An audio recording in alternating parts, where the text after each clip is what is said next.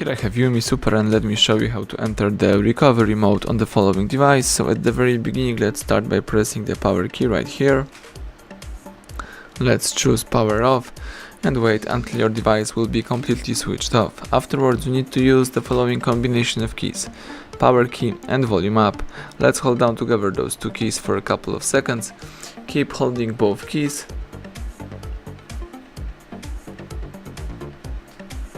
and release them as soon as UMI logo pops up on the screen.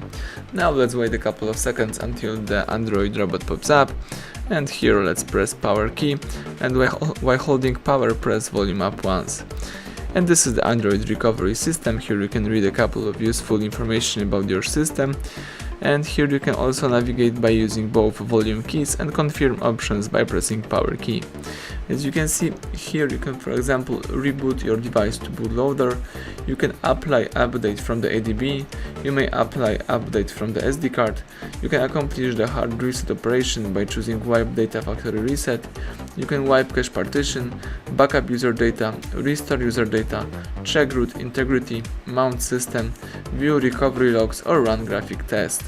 If you would like to quit this mode, let's choose power off, or the first option, which is reboot system now. In my case, let me choose reboot system now.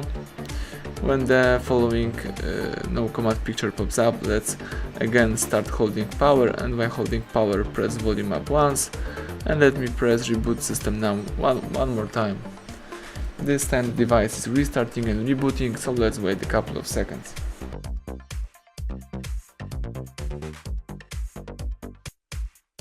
Excellent, the home screen pops up, so now you can use your device.